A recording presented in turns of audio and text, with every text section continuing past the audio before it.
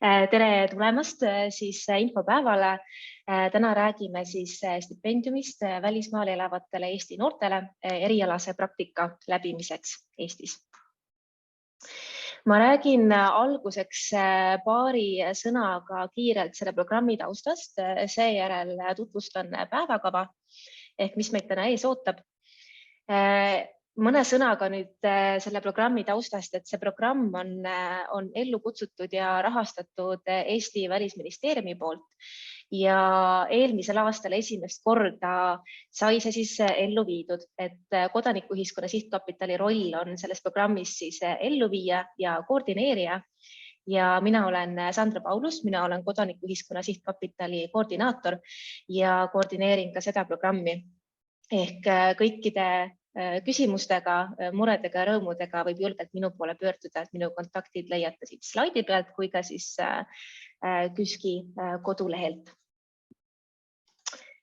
Ja see programm on siis ellu kutsutud eesmärgiga anda välismaal elavatele Eesti noortele võimalus tulla Eestisse erialasele praktikale. Selleks, et läbi selle praktika tegemise tutvuda lähemalt Eestiga, Eesti eluoluga, Eesti tööeluga, olmega, kultuuriga, puutuda kokku eesti keelega ja lõimuda siinsesse ühiskondlikku ellu. Ja sellest programmist siis räägime kohe pikemalt. Ma kohe annan sõna Kate Spiegelile Välisministeeriumist, kes ütleb ka oma poolt tervitussõnad.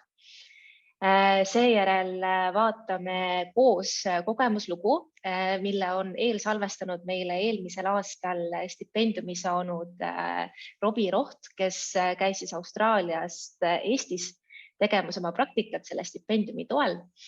Ja ta on meile eelsalvestatud video saatnud siis sellel põhjusel, et praegu ta on tagasi oma kodus Austraalias ja tal on öö, et me ei palunud tal olla üleval. Ja seejärel pärast tema loo kuulamist võtan uuesti sõna ja räägin siis lahti selle stipendiumi programmi tingimused, mis see on, kes saab seda stipendiumit taotleda, milline peaks olema praktika, kuidas taotlemine käib ja millised on taotlusdokumendid. Ja oma selle stipendiumi programmi tutvustuse raames ma teen ka väikeseid pause, et küsida teilt, milliseid küsimusi teil on vahepeal tekkinud ja ma palun teid siis küsimuste esitamiseks avada oma mikrofon ja küsida küsimused, et te võite need küsimused kirjutada ka chatti, ma hoian ka chatti aknal silma peal, aga julgustan mikrofoni lahti tegema ja küsima. Ja pärast seda on siis meiega liitunud Kaire Kokker Integratsiooni Sihtasutusest ja tema tutvustab siis lühidalt seda, et mis on Integratsiooni Sihtasutus, millega nad tegelevad ja milliseid teenuseid ja tegevusi nad pakuvad, sest et nende tegevused on suunatud just rahvuskaaslastele, kes elavad välismaal, kes on tulnud Eestisse või kes on tagasi pöördunud Eestisse või kes alles mulgutavad mõtteid sellest, et tagasi pöörduda. Ja paari sõnaga Kaire räägib siis sellest, et millist tuge Integratsiooni Sihtasutus pakub, et oma praktika planeerimisel ja Eestisse tuleku planeerimisel saaks juba ka arvestada sellega, et millist tuge oleks sealt võimalik saada, teada, kust leida infot ja kellega ühendust võtta. Aga nüüd ma panen korraks oma ekraani jagamise kinni ja ma annan sõna Kate Spiegelile Eesti Välisministeeriumist. Tere kõikidele ka minu poolt siit Välisministeeriumist. Suur rõõm on näha, et meil on huvilisi tänasel infopäeval ja tegelikult on ju tore ka see, et see salvestus läheb pärast KÜSK-i kodulehel ülesse. Nii et tegelikult ka teised huvilised, kes mis iganes võib-olla just ajavööndi tõttu ei saa meiega praegu siin koos olla, saavad selle vajaliku informatsiooni kõik kaasa. Aga mina saan öelda seda, et ütlemata suur rõõm on juba teist aastat KÜSK-iga seda vooru ette valmistada. Ja tegelikult see on minu enda selline hästi suur rõõm, et meil selline tegevus välismaal elavatele Eesti noortele on olemas, et nad tõepoolest saavad tulla Eestisse stipendiumiga oma erialaseid praktikaid sooritama ja tegelikult ju mitte ainult tööalaselt arenema ja oma töövõrgustikku Eestisse looma, aga lihtsalt ka Eestis olla, viibida, uusi tuttavaid sõpru leida ja sõna otseses mõttes maailma avastada. Et see on väga-väga-väga hea ja tore algatus. Lisaks teame seda, et möödunud aastal siis pilootprogrammi raames osalenutelt tuli väga-väga hea tagasiside, mis tähendab, et sellel aastal me oleme ise veel enesekindlamad selle programmi pakkumisel. Ja ega minu poolt muud ei olegi, kui tahaks tänada Sandrat ja Küski kogu selle korralduspoole eest ja teie hakkate ka tegelema nende taotluste ja tegelikult ka ju nõustamisega, kui kellelgi nüüd veel taotlemise perioodil tekib küsimusi ja samuti oleme meie Välisministeeriumis olemas nõu ja jõuga toeks ning kindlasti ootame taaskord jälle suvel praktikante külla ka Välisministeeriumis. Aga praegu ma jagan uuesti oma ekraani ja päeva avamiseks läheme siis edasi sellega, et kuulame ära eelmise aasta praktikandi kogemusloo. Tere kõigile, minu nimi on Robbie. Salvestan seda video Austraaliast, Mount Field National Parkist, teen ühte matka. Osalesin eelmine aasta Küski poolt koostatud praktikaprogrammis Eestis, mille eesmärk oli kutsuda noori tagasi Eestisse või tutvuda kultuuri ja eluoluga Eestis. Minu kogemus praktikaga Eestis oli ainult positiivne. Et vabandan, kui ma siin natuke hingeldan. Et juba alguses, kui ma selle programmi leidsin internetist, see sai mulle saadetud tänu väga heale sõbrale. Ja kuna see jõudis minuni suhteliselt hilja ja programmi tähtaeg oli, või dokumenti esitamise aeg oli juba peaaegu et ukse taga ja ma võtsin ühendust koordinaatoritega ja kogu see suhtlus oli väga valutu, väga positiivne. Sain suurt abi ja ma jõudsin kõik dokumendid ja avaldused õigeks ajaks valmis ja võib-olla ka üks viimane dokument sai ka paar päeva hiljem esitatud ja millest polnud õnneks üldse lugu. Ja vastus, siis loomulikult positiivne vastus, et sain valituks programmis osalema, tuli suhteliselt kiiresti.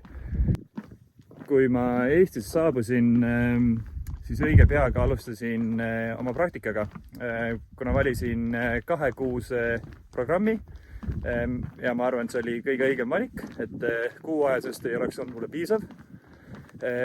Siis hakkasin kohe otsast pihta, tutvusin ettevõttega ja sain kõigiga kiiresti sõpradeks. Praktika sujus väga hästi nii koostöö mõttes ettevõttega kui ka töötajatega ettevõttes.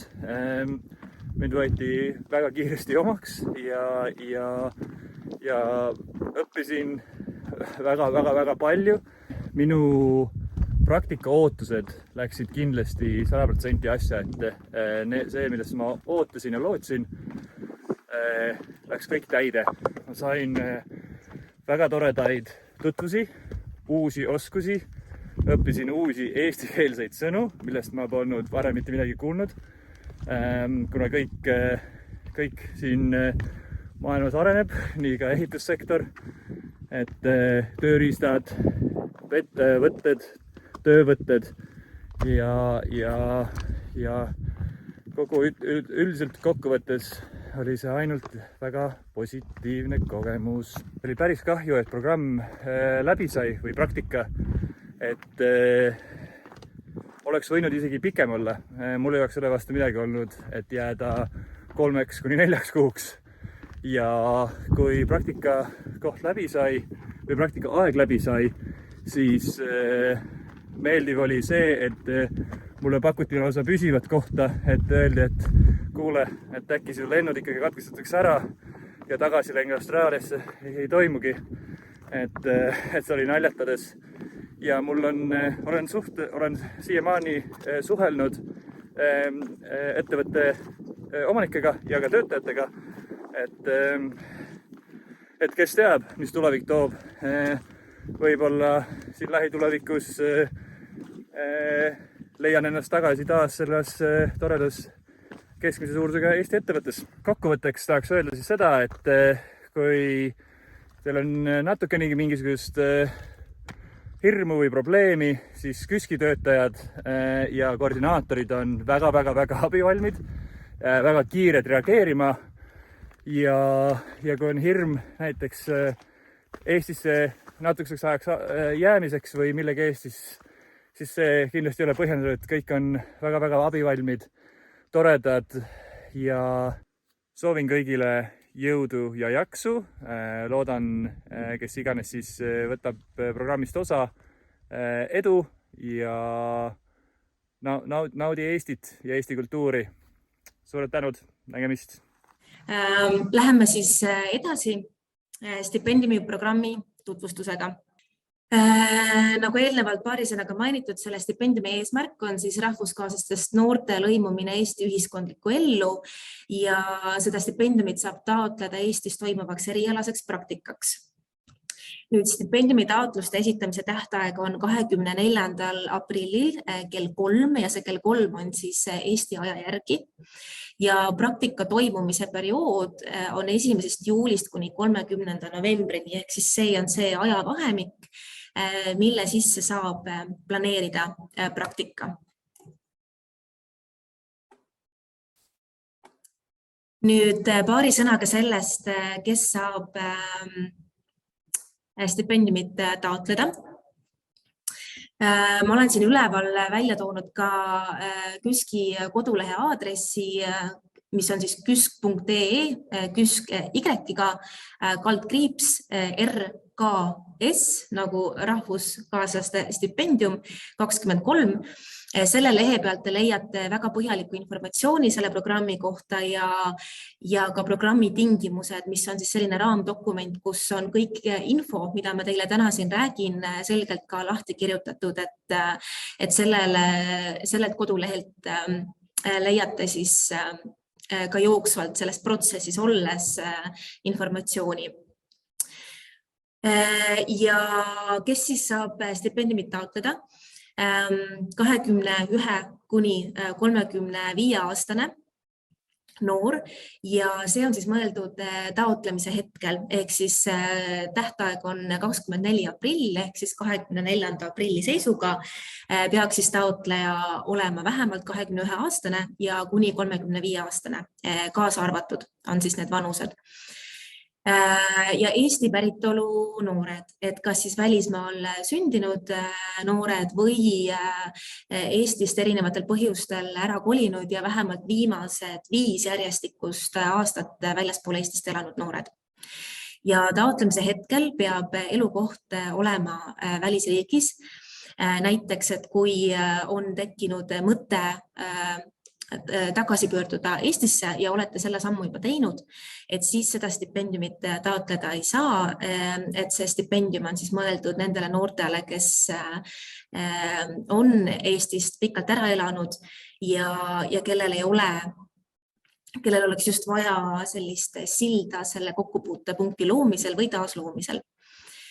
Ja olema peab ka siis kas lõpetatud kõrg- või kutseharidus või vähemalt üks läbitud õppeaasta siis pooleli olevast õppeprogrammist, et 1-2. Ja samuti stipendiumit KÜSK-ilt ei saa siis taotleda, kui te sellel käesoleval aastal saate mõnda teist Eesti riigieelarvelist stipendiumit. Näiteks Eesti Haridus- ja Noorteamet annab välja rahvuskaaslastest noortele õppimise stipendiumit. Et kui te ka seda stipendiumit sellel aastal saate, et siis sellele lisaks seda praktikastipendiumit taotleda ei saa. Nüüd tingimused praktikale. See praktika kestus peab olema vähemalt 2 kuud ehk 8 nädalat. See võib olla ka rohkem, see oleneb nüüd teie soovidest ja kokkuleppest praktikat pakkuva organisatsiooniga, aga see peab olema siis vähemalt 8 nädalat ja see peab olema täistööajaga. See praktikakoht peab asuma füüsiliselt Eestis ja see tuleb teil siis endal leida, et sellesse protsessi, et millises organisatsioonis praktikat teha, meie kuidagi ei sekku. Ja siin on teil ka täiesti vaba valik, millise organisatsiooni, asutuse, institutsiooni juures te soovite oma praktikat teha. Ja see võib olla nii avalikus sektoris, erasektoris kui siis vabaühendustes ja mittetulundusühingutes. Ja toon ka välja, et praktika sooritamise keel on kokkuleppele praktikapakkujaga, et seda meie ka mitte kuidagimoodi ei piire ega sellesse ei sekku. Siin ma pigem julgustan uurima võimalusi sooritada praktika vajadusel ka teistes keeltes ja uurima organisatsioone, kelle juures saab teha praktika kas inglise keeles, saksa, rootsi, soome, vene keeles või mis iganes muus keeles teile sobiv on. Et see on siis stipendiumi saaja ja selle praktikat pakkuva organisatsiooni omavaheline kokkulepe. Ja selle toon ka välja, et meie omalt poolt mitte mingit pidi ei piira sellel praktikat pakkuval organisatsioonil praktikandile maksta kas töötasu või muid toetuseid. Ja stipendiumist endast. Stipendium koosneb 2 osast. Esimene osa on siis põhistipendium, mis on siis mõeldud täistööajaga praktikaks 2 kuu jooksul ja selle suurus on 3000 eurot. Ja see 3000 eurot on mõeldud siis selle praktika sooritamise ajal, kui ollakse Eestis kasutamiseks ja see, kuidas siis stipendiumi saaja seda stipendiumit kasutab, on tema enda otsus, et seda võib kasutada näiteks elamiskulude, kohaliku transpordikulude, toidu, kultuurisündmuste, mille iganes katmiseks, mida on tarvis, selleks, et siin Eestis kohapeal mõnusalt olla. Ja vajadusel koos selle põhistipendiumiga on võimalik taotleda ka sõidustipendiumit. Ja see sõidustipendium on nüüd mõeldud reisiks välisriigis asuvast elukohast Eestisse ja tagasi. Ja siin on oluline nüanss see, et kui sõidustipendiumi taotlemisel ei ole võimalik ainult üheks reisiks seda stipendiumit taotleda, et siis see stipendium on nüüd mõeldud, see sõidustipendium on mõeldud toetamaks just Eestisse praktikale tulemist ja siis tagasi oma koju pöördumist, ehk siis seda saab taotleda ainult nii Eestisse kui tagasi reisiks. Nüüd taotlemisest endast. Taotlus tuleb siis täita ja esitada eesti keeles. Ja taotlus koosneb 5 kohustuslikust osast. Esimene osa nendest on taotlusvorm, mille leiab KÜSK-i kodulehelt ja selle saab alla laadida. Ja see taotlusvorm tuleb siis ära täita ja sellel taotlusvormil me küsime stipendiumi taotleja kohta teavet, nimi, isikukood, elukoht ja küsime praktika organisatsiooni kohta teavet, et millise organisatsiooniga on tegemist, kuhu minnakse praktikat tegema, kus organisatsioon asub. Ja lisaks peale nende andmete küsimise osade on sellel taotlusvormil siis ka motivatsioonikirja osa, kus siis stipendiumi taotleja saab lahti kirjutada nii oma isikliku motivatsiooni Eestisse tulekuks seda praktikat sooritama, kui siis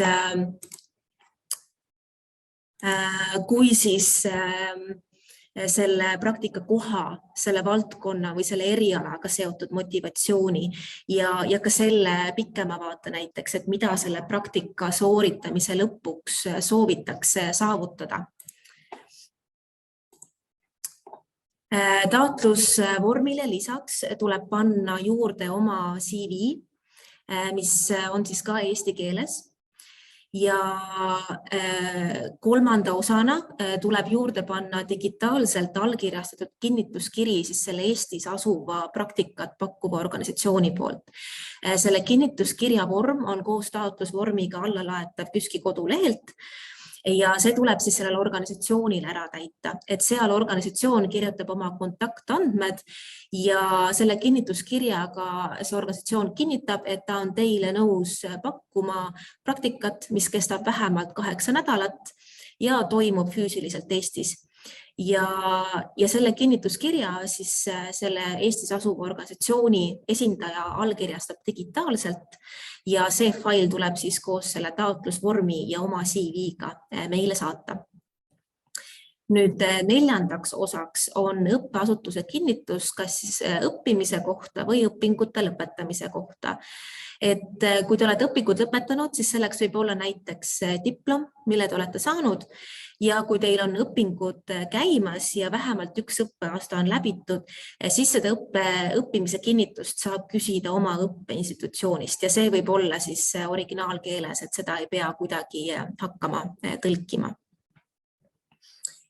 Ja viiendaks osaks tuleb taotlusele juurde panna ka oma passi või ID-kaardi isikuandmete lehekoopia, kus on siis peal teie isikuandmed.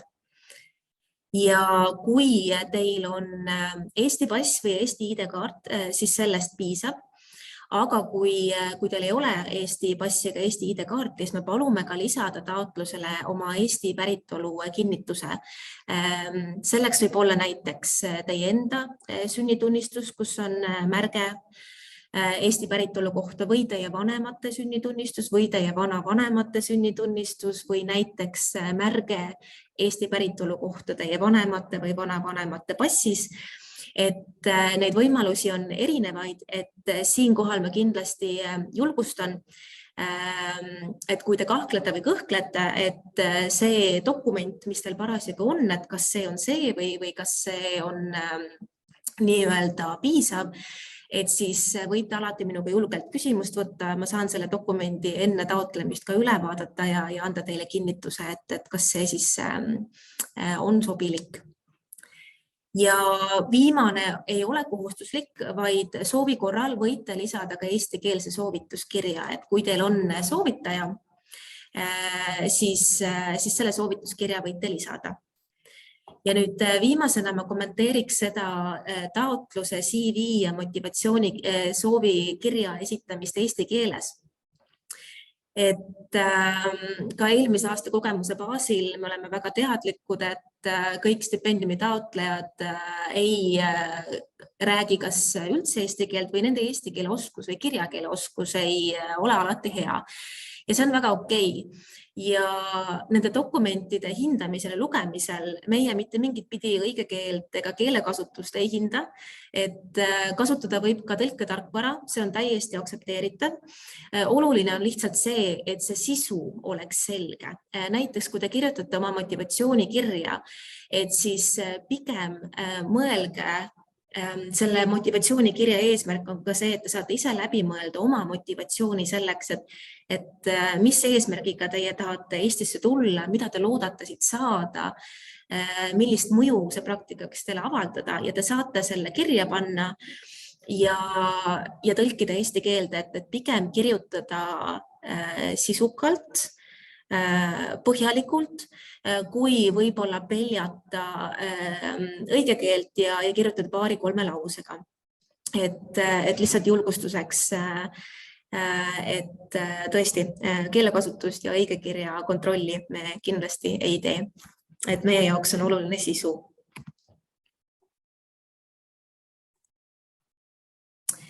Nüüd paari sõnaga veel taotluse allkirjastamisest.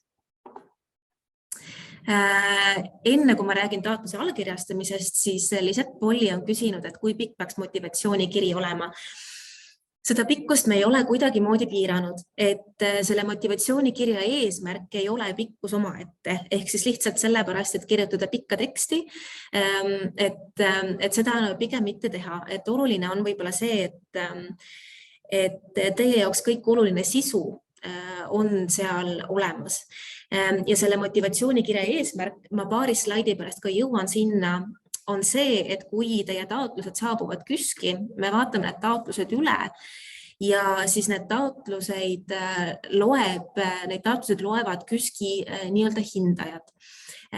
Meil on hindajate komisjon, mis koosneb siis inimestest, kes on nii-öelda KÜSK-i hindajate kogu ja selle eesmärk on siis tasakaalukalt hinnata meile saabunud taotluseid. Ehk mis see tähendab, on see, et igat taotlust, ehk siis teie esitatud taotlust loeb 3 hindajat. Ja nemad hindavad siis seda, et kui selgelt ja veenvalt olete te suutnud ära selgitada oma motivatsiooni. Ehk siin ongi võib-olla see risk, et kui kirjutada ainult 2-3 lausega, et soovin tulla praktikale, sest et arvan, et see on kindlasti arendav võimalus, siis see tõenäoliselt on üsna nagu üsna lühike kirjeldus ja ta ei ava tegelikult meile seda teie enda isiklikku motivatsiooni. Ja siin on muidugi ka subjektiivsus suur osa, et inimeste motivatsioonid tegelikult ja kokkupuutud Eestiga või ootused ja lootused on väga erinevad. Ehk siis, et motivatsioonikirjad ja nende sisud võivad ka olla väga erinevad, et see pikkus omaette ei ole oluline ongi pigem see, et te annaksite edasi selle sisu. Ma loodan, et see vastas Lisett sinu küsimusele. Olgu. Nii, siis taotluse allkirjastamisest. Taotlus tuleb saata allkirjastatult, siis KÜSK-i meiliaadressile kysk.ee tähtajaks 24. aprilliks. Ja digiallkirjastamise võimalust kõigil ei ole, aga ma paari sõnaga räägin siis nendest erinevatest võimalustest, mis allkirjastamiseks on.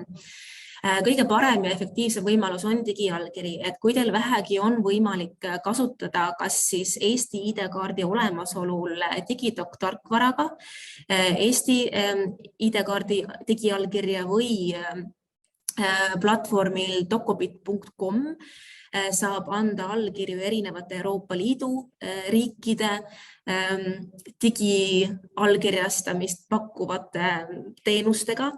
Aga oluline on see, et neid digiallkirjade tasemeid on erinevaid ja see digiallkiri, mis sellel taotlusel peab olema, peab vastama nii-öelda omakäelisele allkirjale.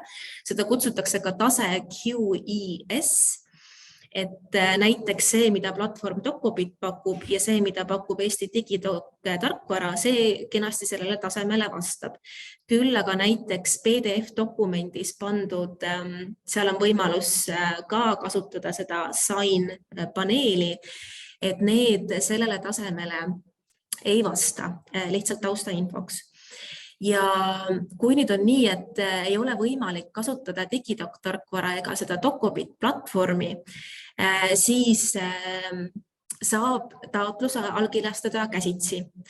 Ja oluline on taotluse ja dokumentide kõik leheküljed, nendel on allosas ka väike selline allkirjariba, et tõepoolest kõik leheküljed allkirjastada käsitsi, sisse skaneerida hea kvaliteediga ja siis saata KÜSK-i e-mailile.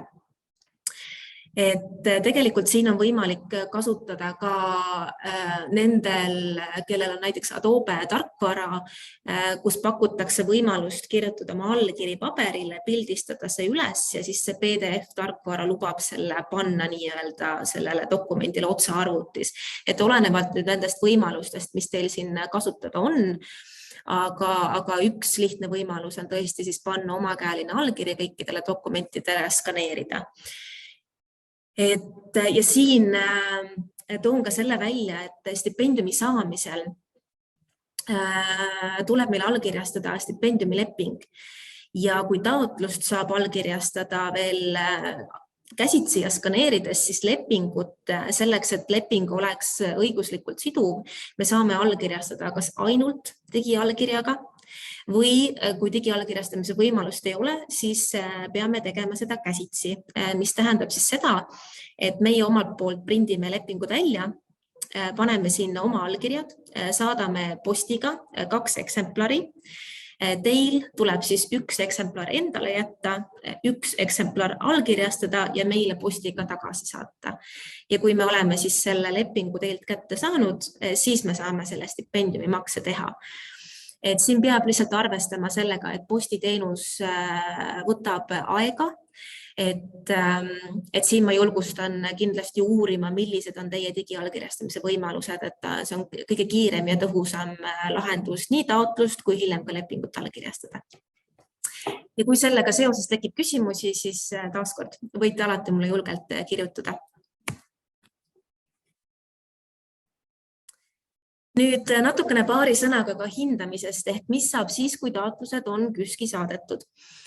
Esimese asjana leiab aset nõuetele vastavuse kontroll, mida me kutsume nii-öelda tehniliseks hindamiseks, mida teen siis mina koos oma kolleegidega. Ehk sisuliselt ma vaatan läbi kõik laekunud stipendiumi taotlused, kas kõik dokumendid on olemas, kas nendega on kõik korras. Ja siin ma tahaksin tähelepanu juhtida sellele, et on osad puudused, mida me ei saa paluda tagantjärgi eemaldada. Ehk siis need on need asjad, mille osas on vaja veenduda, et enne kui te taotluse meile esitate, siis et need asjad oleksid kõik olemas ja selle nimekirja te leiate ka KÜSK-i kodulehelt ja selle programmi tingimuste dokumendist, et hea idee on enne taotluse esitamist korraks see nii-öelda kontrollnimekiri või checklist üle käia ja vaadata, et kas kõik osad on olemas. Ja nendeks on siis see, et see taotlus, nagu eelnevalt avatud, koosneb siis 5 osast, et seal on taotlusvorm, kinnituskiri praktikapakkujalt, CV, ID-kaardi või passi isikuandmete koopia ja õppimise kinnitus. Ja need 5 komponenti peavad selle taotlusega kindlasti kaasas olema. Et kui mõni asi on puudu, näiteks teil ei ole praktikapakkuja kinnituskirja, siis tagantjärgi me seda küsida kahjuks ei saa. Et see peab olema taotluse esitamise ajal olemas. Samuti, kui see taotlus ei ole sellel KÜSK-i taotlusvormil alla laetud ja seal koostatud, siis seda me samuti vastu võtta ei saa. Et näiteks, et kui taotlus on koostatud Wordi dokumendina vabas vormis, et ta peab kindlasti olema sellel KÜSK-i taotlusvormil. Siis kui see taotlus ei ole allkirjastatud või allkirjad on puudu, et siis samamoodi me tagantjärgi allkirjasid küsida ei saa, et siin nad peavad ikkagi tähtajaks olema juba olemas. Nüüd juhul, kui taotleja või praktika ei vasta nõuetele, näiteks taotluse esitamise hetkel inimene, kes soovib siia tulla praktikat tegema, on noorem kui 21-aastane või praktika kestus on vähem kui 8 nädalat, et siis samamoodi me seda taotlust edasisse hindamisse nii-öelda saata ei saa. Et siin on ka alati hea kõhkluste korral minna KÜSK-i kodulehele ja sealt samast tingimuste dokumendist te näete ilusti ära need nõuded taotlejale ja praktikale ja vaadata, et kas kõik need on täidetud. Ja taaskord, kui kõhklete, kahtlete, helistage, kirjutage. Nüüd, kui taotletud sõidustipendiumi ei vasta tingimustele, siis see on samamoodi nii-öelda puudus, mida me tagantjärgi parandada ei saa. Et siin on lihtsalt oluline meeles pidada seda, et seda taotlust või seda sõidustipendiumit ei saa taotleda ainult 1 sõiduks.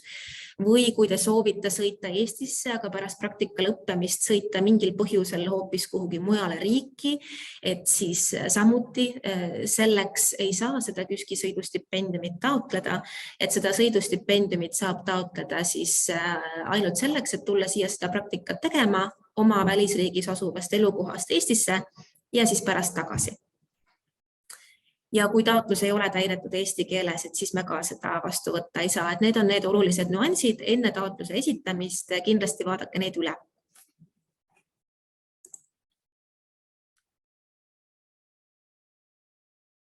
Ja paari sõnaga sellest ka, mis juhtub siis, kui saate stipendiumit. Stipendiumi saamisel meil tuleb siis esiti allkirjastada stipendiumileping. Ja kui leping on allkirjastatud, siis me saame selle stipendiumi kohe üle kanda täies ulatuses. Need stipendiumi saamise otsused tulevad juunikuu 2.–3. nädalal.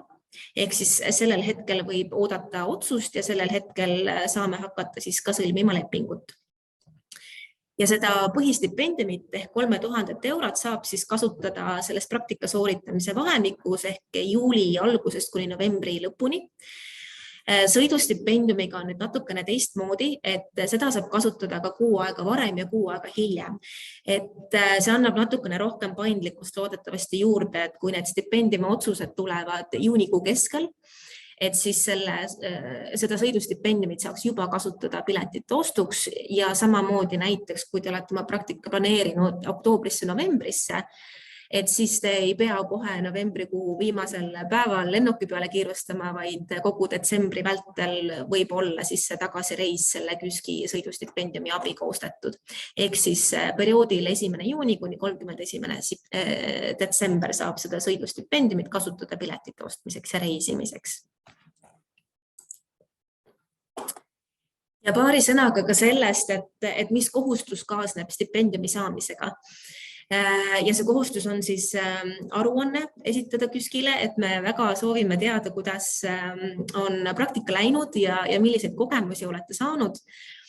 Ja selleks me palume siis pärast praktika lõppu, millal iganes siis praktika lõpu kuupäev on, nädala aja jooksul saata meile aruanne. Ja see aruanne koosneb 2 osast. Esimese koostab praktikat pakkuv organisatsioon, see on vabas vormis, ehk nad saavad ise valida, millises vormis nad seda koostavad. Aga oluline on see, et see organisatsiooni esindaja toob selles välja olulisemad tegevused, mida te praktika raames tegite, kuidas see läks, kas te saavutasite need eesmärgid, kui ühesõnaga selle organisatsiooni enda hinnang sellele, et kuidas praktika sooritamine läks. Ja selle aruande teine komponent on siis stipendiumi saaja enda kogemuslugu, kuni 400 sõnaline umbes on see maht. Ja selles kogemusloos saab siis avada oma kogemust nii sellel praktikakohal kui Eestis viibimisel. Ja otse loomulikult need kogemused, mida selles kogemusloos jagada, et need saabki iga stipendiumi saaja valida ise, täpselt vastavalt sellele, et millised olid need kõige olulisemad võib-olla rõõmud, mured, õppetunnid, väljakutsed, kogemused, uued teadmised, uued elamused, uued kontaktid, et mis oli see oluline kogemus just teie jaoks, mida see Eestis praktika sooritamine teile tegelikult pakkus. Ja selle saategi siis meile kirja panna. Ja kolmas komponent on siis, kui te olete küsinud ka sõidustipendiumi Eestisse ja tagasi sõiduks, et sellisel juhul me palume teil kaasa panna ka nende piletite koopiad.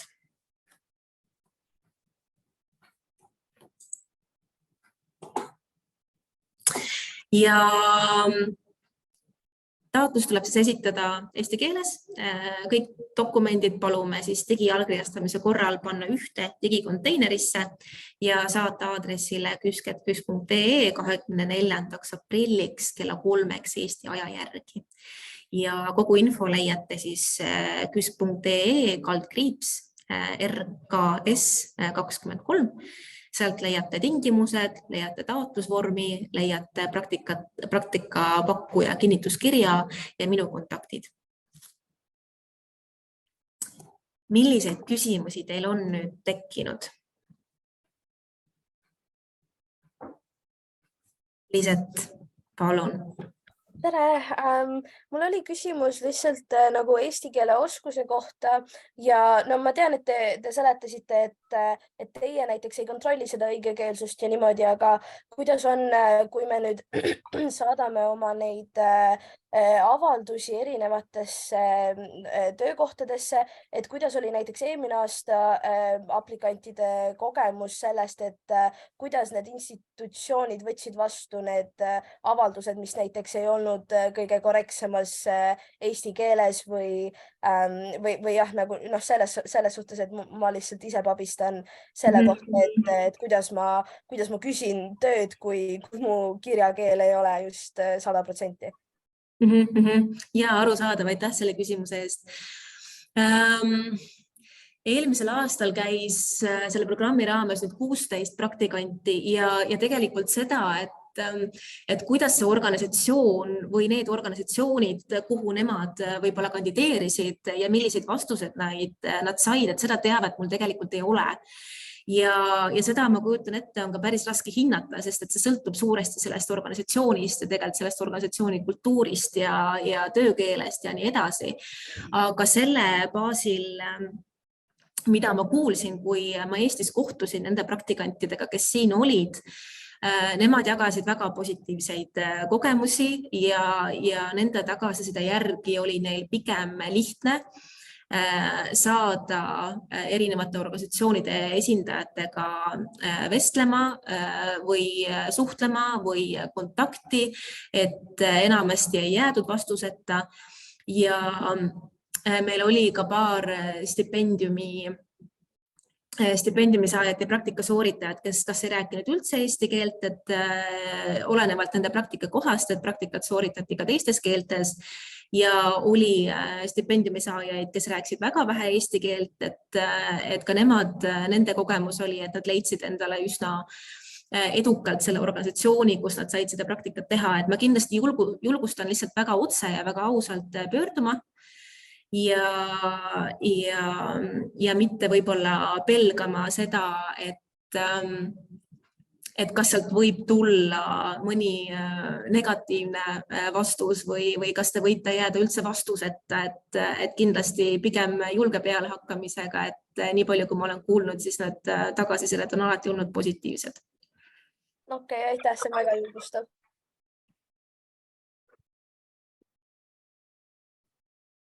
Milliseid küsimusi veel on tekkinud? Võib-olla, mul oli enne mu poeg, olin ka siin Zoomis, aga ta läks ära, tema üldse eesti keelt ei oska. Siis ma jäin tema asemel siia, et saad aru, millest jutt käib, et talle siis pärast informatsiooni edasi pakkuda.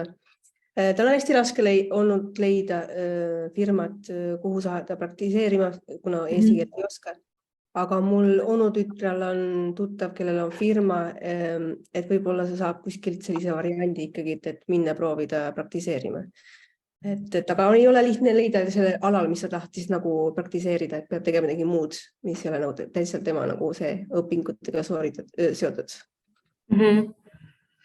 Et ma kujutan ette, et see praktikakoha otsimine on ka selline paras tükk tööd, et esiteks, kui on konkreetne valdkond, mis pakub huvi või isegi konkreetne amet või tegevus või pädevus, mis pakub huvi, et siis otsida seda, kas mõne otsingumootori abiga või mõne muu andmebaasi abiga, et mis üldse on need organisatsioonid ja ettevõtted, kes Eestis tegutsevad sellel alal ja siis edasi uurida, et kas nad tegutsevad ainult siseriiklikult, võib-olla mõni neist tegutseb ka rahvusvaheliselt ja siis küsida ja uurida, ja kontakti võtta, et mis võimalused on nende juures inglise keeles näiteks või mõnes muus keeles praktikat sooritada.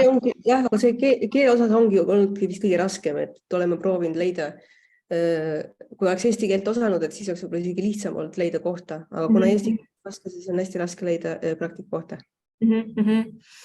Ja siinkohal ma julgustan ka seda, kui te näiteks teate mingisuguseid kriteeriumeid oma soovitavale praktikale, näiteks valdkonda või eriala,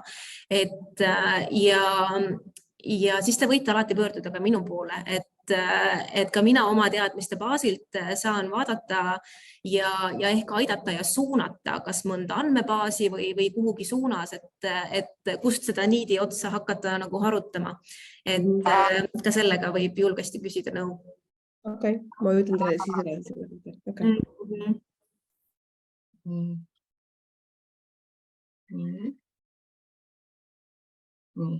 Aga hästi põgusalt siis ütlen, et mis see sihtasutus on, et me tõesti ennast siis nagu nimetame kompetentsikeskuseks, et toetada ja siis lõimumist ja siduda ühiskonna kujunemist, et me oleme sihtasutus ja tõesti enamus rahastus meil tuleb Kultuuriministeeriumist, kellel on eraldi mitmekesisuse valdkond, kes siis tegeleb üle Eesti sellise sidususe, kohanemise, lõimumisega. Ja meil on 4 peamist sihtrühma, siis kõigest rahvusest püsielanikud, niinimetatud, suur osa nendest on vene keelt kõnelevad inimesed, kes meil Eestis elavad, keda on päris palju ja kes võib-olla ei ole veel lõimunud ja kohanenud nii hästi, et nad on elanud oma piirkondades, üritame siis neid ikkagi integreerida Eesti ühiskonda ja keelekeskkonda. Ja samuti on meie sihtrühmaks siis uussisserändajad, neid ei ole nii palju ja nendel on ka eraldi programm, esialgu kohanemisprogramm, aga siiski mingi aja jooksul nad ka jõuavad meie majja, kas siis keelt õppima või keelt toetavaid tegevusi tegema või mingil muul põhjusel. Ja siis on meil 2 sellist gruppi, millega siis mina tegelen, kes ongi siis väljaspool Eestit elavad rahvuskaaslased, niinimetatud väliseestlased, ja Eestisse siis tagasi pöörduvad inimesed. Et selline tore seltskond meil seal käib. Ja tõesti, ma ütlen siia juurde võib-olla tõesti hästi suur osa meie integratsiooni sihtasutuse tegevusest on seotud keeleõppega. Et nii keelekursustega kui ka iseseisva õppega, kui ka siis keelt toetavate tegevustega, näiteks ekskursioonid, igasugused tõesti väljasõidud, grupid erinevad, et need, kes juba on saanud mingi keele selgeks, A1 või 2, et saavad siis tulla tõesti erinevate tegevustega siis juba praktiseerima ka. Ja teeme ka väga erinevaid üritusi, konverentse, tõesti anname sellist professionaalset nõu ja siis meil on eraldi strateegiad ja üks nendest siis on see, et Eestisse naasvaid inimesi, siis, kes kohanevad sujuvalt ühiskonnas ja samuti, et siis rahvuskaaslased on tihedas kontaktis Eestiga, et see on nagu selline suurem pilt meie tegevustest. Ja siis tagasipöördumine Eestisse, lihtsalt siin põgusalt annan väikse ülevaate, et see on alati põnev inimestel teada, et meile tõesti iga aasta tuleb tagasi Eestisse ligi 7000 inimest, see on alati nii palju, et siin võib-olla on see nüanss ka, et tegelikult ega meil välja läheb ka ikkagi üsna palju, inimesed liiguvad, eriti noored, see on normaalne.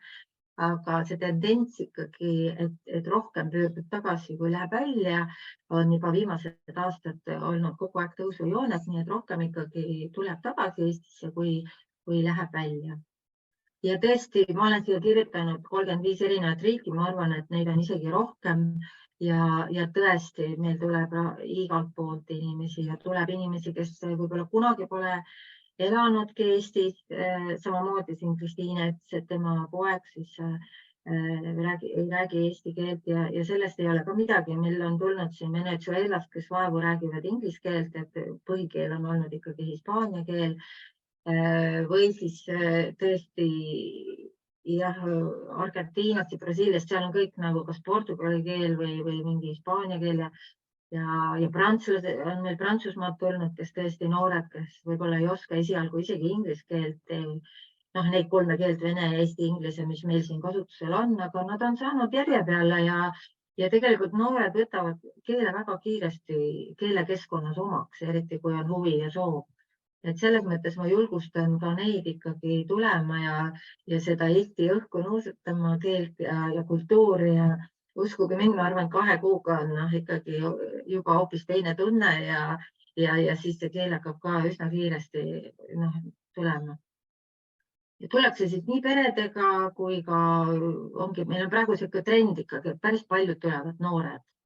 Kas siis noored üksinda või siis noored pered ja kuidagi tundub Eesti selline turvaline, selline väike pesakene. Siin on sellist kogukonna tunne, et sa tead, et laps läheb kooli, siis ta on seal turvaliselt, et sa kohe kuuled, et see ei ole nagu mingi anonüümne koht, et midagi seal juhtub või keegi kiusab midagi, mida juhtub igas koolis, igas riigis. Aga see tagasiside on kohene, et selles mõttes see turvalisuse aspekt on ülioluline. Ja samuti saab oma unistusi ikkagi siin tihti kiiremini ja võib-olla paremini ellu viia, et meil on selline kompaktsus, eks ole, et need, kes ikkagi midagi teha tahavad ja on asjast huvitatud ja ellu viia mingi oma idee või mingi näiteks siin ongi riigiasutustes siis erinevatel kohtadel liikuda, et see on ikkagi noortel inimestel, ütleme nii, võrreldes teiste riikidega kerge. Et meil tihti imestatakse, et nii noored ministrid, nii noored ametnikud, eks ole, et mujal riikides sa pead ikkagi kõvasti enne ühe koha peal olema, kui edasi liigud kuskile. Samuti ettevõtmine.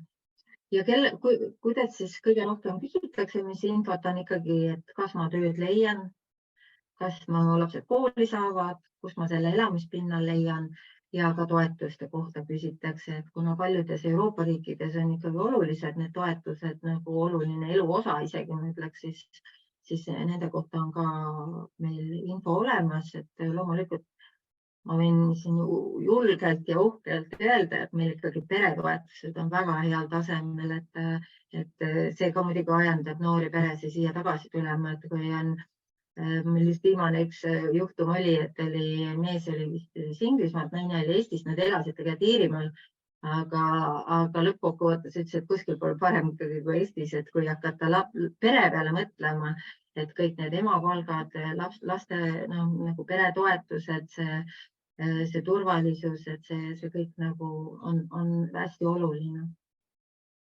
Ja mis meie teenused siis ongi, et kindlasti siis tagasipöördumistoetust eraldame, nõustame igatepidi kirja teel, veebi teel, telefoni teel, koha peal, mis iganes, ja see nõustamine võib-olla ongi siin see koht, mida me siis saame ka pakkuda nendele praktikantidele, kes tulevad, et toetus on tõesti, kui nad tulevad püsivalt siia elama, on pikalt ära olnud ja võib-olla perega või niimoodi, ja see on pigem selline vajaduse põhine, aga just see nõustamise teema on, et inimesed tõesti, kelle käest te küsid, et kus sa seda wifi't saad või kus ma siin saan äkki mingi vabatahtlikkusega tegeleda, kui ma siin praktikal olen või kus ma mingit sõpru leian, mis ringkonnad meil on, kuidas. Et kõike sellist nõu me saame tõesti anda ja seda meie käest küsitakse ka päris tihti. Et sellised elulised küsimused, mida võib-olla muidu küsiks ema või mõne sõbra käest, aga kui seda inimest siin ikkagi ei ole, siis meie ikkagi olemegi need inimesed, kelle poole võib siis julgelt igasuguste küsimustega pöörduda. Teeme ka selliseid kogemuskohtumisi tagasipöördujatega, ka sinna võib praktikandid olla siis osalema, et seal tõesti inimesed räägivad oma lugusid, kuidas nad on läinud ära, kuidas nad on tagasi tulnud, need on ka erinevate keeltega, meil on seal kas ainult vene keelt, ainult inglise keelt või eesti keelt oskavad, et saame siis tõlkida ja tegelikult kui see tunne, et on väga sarnases olukorras on olemas juba, siis saab ikkagi seal kõik asjad räägitud. Et selles mõttes on kindlasti ka võimalus teistega kohtuda, võimalus oma lugu jagada ja tunnetada sellist ja kuulatagi teiste just sellist tagasipöördumislugu, mis siis võib-olla kas annab mingit mõtteainet või saab siis praktilist infot lausa küsida teise tagasipöörduja käest. Ja siis meil on keeleõpe ja keeleõpet toetavad tegevused.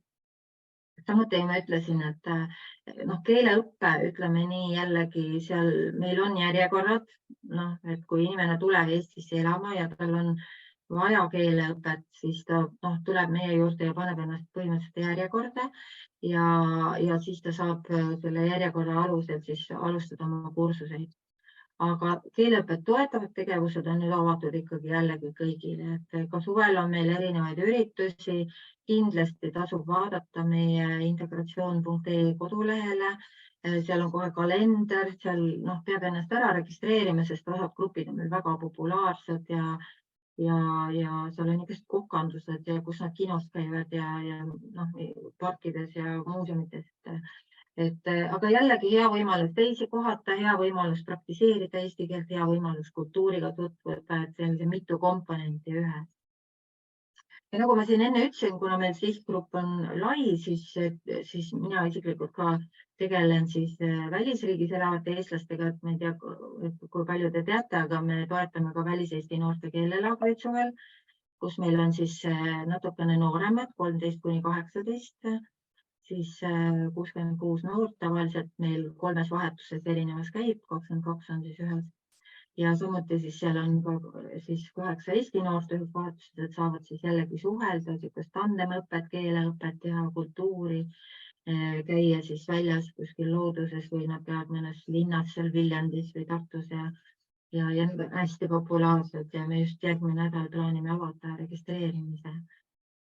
Ja samuti siis toetame väliseesti kultuuriseltse nende tegevustega siis lähteriigi kogukonnas, ja seal on ka väga vahvad projekte, et tehakse seal Austraalias mingid noortelaagreid ja ikka selle keele ja kultuuri edendamisel ja kogukonna hoidmisel, et see oleks olemas sellisel juhul, kui inimene otsustab, et ta äkki soovib Eestisse tulla, et iga inimene elab, kus elab ja ja teeb, mis ta teeb ja viib oma unistusi ellu, kus ta tahab, aga et see ühendus ja see inforuum ja see kogukonnatunne ja see keelekultuur, et see oleks natuke tuttav, et siis on nagu tuttavam tulla ka siia tagasi. Ja kindlasti on huvitav vaadata seda portaali globalestonia.com, kus meil siis on koondatud hästi palju infot. Kõik info, mis meil on ka integratsioonilehe peal, on seal olemas. Me nimetame seda ise juba virtuaalseks Eesti koduks ja seal on ka toredaid lugusid eestlastest. Seal on tõesti infot kõike toetuste kohta, keeleõppe kohta ja igasugust infot ja me paneme sinna uudiseid järjepidevalt, me kogu aeg seda nagu arendame ja sellega tegeleme, et see on tõesti see koht, kuhu tasub kuus korra või paar pilku visata ja uurida, et mis teised teevad ja mida ise võib-olla soovite jagada. Ja siia ma panin lihtsalt mõned lingid, et tõesti integratsioon siis tagasipöördujatele, kuigi ma ütlen Global Estonial leiab ka kõik selle, aga kes tahab siis täpsemalt võib-olla vaadata meie oma kodulehe pealt, siis siin on ka selline eesti keele õpe, siis seal on hästi palju, kui te selle lehe lahti teete, seal on ka hästi palju infot iseseisvaks keeleõppeks, igasugused lingid ja äpid ja materjalid ja tõesti, meil on väga suur kogum seal. Ja ma panin siia ka integratsioon tagasi tulemised, et me oleme 2 aastat järjest teinud sellist brosüüri, kus meil on siis 5 erinevat tagasipöördujate lugu ja selline praktiline info, et neid tasub ka kindlasti siis põnevusega vaadata. All on niisugune isu, mis on siis sirvitav selline brosüür, samaga lihtsalt teises formaadis.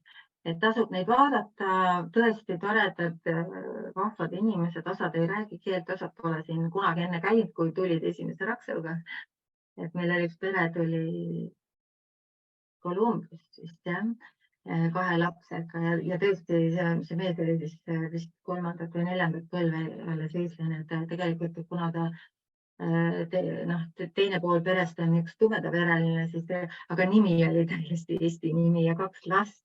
Ja nüüd nad saavad varsti 3. ja tõesti väga tore lugu seal meil seal brosüüris ka sees, et nii julgelt lihtsalt tuleb, et see ei ole nii, et ma tulen ja lähen, et see ikkagi on selline väljaminek ja selline organiseerimine, et siis viia see jääb. Võt, et sellega ma lõpetan, ma siia lõppu panin ka mõned pildid, mis meil on olnud siin kogemuskohtumistest ja siin on meil hästi tore üks plakat oli, kui me käisime laagris neid noori vaatamas, siis nad kirjutasid oma reegleid, et päris lõbus. Ja see, mõnikord meie kogemuskohtumised on tõesti väga vabas vormis, et selline, lihtsalt meil oli piknik ja seal oli lihtsalt nii palav, et kõigil pidid vihmavärid ja teeme hästi palju muidu ka erinevat koostööd kohalike erinevate partneritega, et siin meil ongi ühel messil olema. Võt selline lõpp. Ma nüüd natukene läksin üle aja, aga ikkagi ma tahtsin nagu niimoodi enam-vähem selgelt soravalt ära rääkida. Aitäh väga kuulamast. Aitäh, Kaire. Lisett küsib chatis, et kas INSA pakub keeletunde ka selle stipendiumi programmi ajal, kus saaks osaleda? Et see on siis 1. juuli kuni 30. november on see stipendiumi programm. Ja, nagu ma ütlesin, siis kahjuks meil tunde või sellist mõttes kursust nagu ei ole, et meil ikkagi on need, kes tulevad püsivalt siia juba elama, nendele on siis, et nad saavad hiljem õppida seal. Oletame peale praktikat tekib tunne, et tahaks aasta pärast võib-olla tulla, et siis võib panna ennast juba järjekorda ja tulla ja tõesti saab õppida siis meie juures tasuta keelt, nii kaua kui vaja on. Aga jah, niimoodi need sellist, kes siin ajutiselt käivad suvel, et me pakume pigem, ütlen nagu keeleõpet toetavad tegevused, et kui Lisett, ma kuulsin küll enne, rääkis väga hästi eesti keelt, et ma ei tea, mida see õppida veel on, aga et kui tahad lihtsalt, on vaja nagu niimoodi natuke või suhelda, tahad nagu praktiseerida või natuke täpsustada, et meil õpetajad viivad reaalselt läbi neid keeleõpet toetavaid tegevusi, meil on kalender INSA lehe peal ja sealt saab siis vaadata, ennast kirja panna, ei pea olema meil nagu seal kursustel käima, võib täiesti tulla ja lihtsalt tulla sinna tegevustesse, et lihtsalt peab siis vaatama. Aga võib enne minu juures läbi käia, saame koos vaadata juba nagu neid kokkuleppeid teha, et kuhu võiks minna või mis oleks sobiv võib-olla ja mõelda koos. Muidu meil ja kursuse suvel eriti üldse ei ole, et õpetajad puhkavad suves osas või selles mõttes vähemalt sellest oma igapäevatööd. Et selles mõttes see vastus praegu on nagu justkui nagu ei, aga tegelikult saab praktiseerida küll erinevates siis teistes vormides. Aga meil on ka kodulehe peal hästi palju sellist materjali iseseisvaks õppeks. Tõesti, et ma kindlasti julgustan vaatama, et seal on tõesti nagu väga algajatele erinevad äpid ja metoodika ja igasugused lingid, kust saab siis ja kuidas õppida ja kuidas seda keelt omandada ja nii edasi ja lõpetades siis tõesti väga selliste juba keele kasutajatele, et soovitan kindlasti seda uurida. Aitäh. Kas Kairele on veel küsimusi?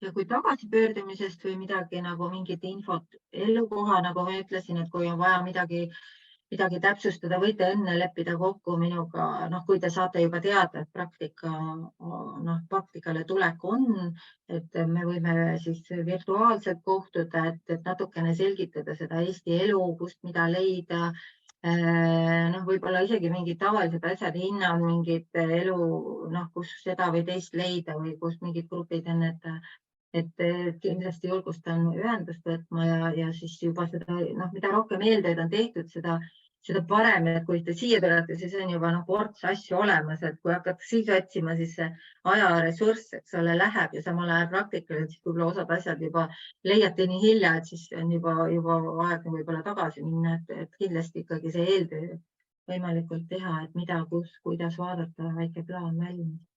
Ja olen meelsasti abiks selle. Aitäh sulle, Kaire. Olgu. Minu poolt on täna kõik. Ja julgustan teid minu poole kindlasti pöörduma, kui tekib küsimusi ja kui otsustada taotleda, siis ka enne taotluse esitamist võite alati küsida. Kui on ka mingisuguseid kõhkluseid, kas dokumendid on nii, nagu nad peavad olema, küsige üle, ma vaatan üle ja kui olete millegagi hädas, on ta siis praktika koha leidmine, siis võite ka julgesti ühendust võtta, annan suuniseid. Kui mina ei tea, siis küsin Kaire käest, äkki Kaire Integratsiooni Sihtasutusest teab, et me oleme kõik siin tugimas ja julgustamas. Aitäh teile!